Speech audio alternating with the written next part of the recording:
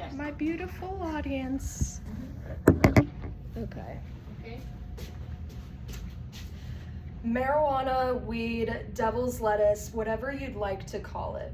The thing you were probably warned about during grade school from DARE, telling you how it was the gateway drug and how its consumption would inevitably lead to worse, more illicit substance use. But how much damage has this seemingly taboo compound actually caused?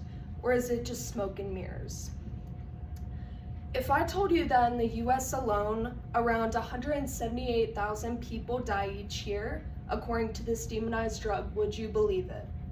If in your head you said no, you would be correct. That number is actually the amount of lives that have ended from excessive alcohol consumption. On the other hand, the National Institute of Health stated there is insufficient evidence to support or refute a statistical association between cannabis use and deaths due to overdose of cannabis. So why is it that alcohol and cigarettes are legal, yet marijuana is criminalized? The answer to the former involves lots of cultural and political matters that would take up well over my time with you today. So I will just show you 3 areas that legalizing marijuana would benefit America today. First being socially, economically, and health-wise. The legalization and decriminalization of marijuana would decrease the prison population, and the federal regulation of products could curb lacing and overdoses. The National Health Institute recognizes the substitution of opiates and other street drugs for marijuana, as well as copious alcohol consumption numbers curbed when people had access to medical or recreational marijuana. The decriminalization of weed would stop the prosecution of persons possessing or consuming marijuana. While some states still do enforce similar laws such as DUIs, driving while under the influence of THC, possessing substances would fall under the same umbrella as an offense. So accountability is still being taken.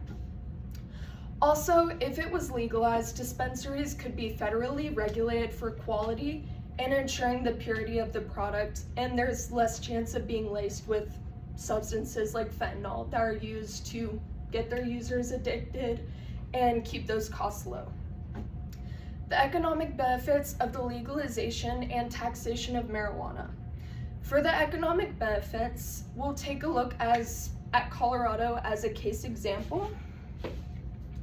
So down here, if you can see it, that's their tax records from the Department of Revenue.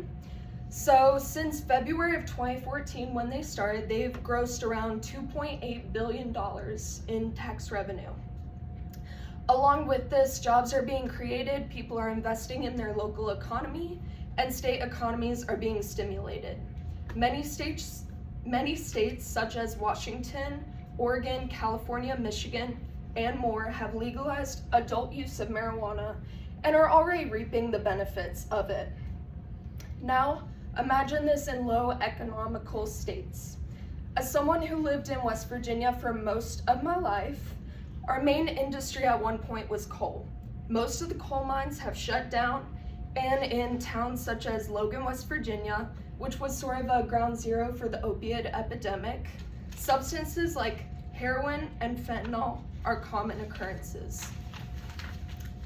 So if an industry such as dispensaries were to create new jobs, help decrease overdose statistics, and create more revenue for our historically poor state, and then we could funnel that money into departments like education, where we also rank 50th in the nation.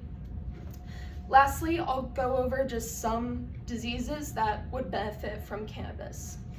Cancer and chemotherapy that comes with it, HIV, epilepsy, Tourette's disease, schizophrenia, Parkinson's disease, and many more.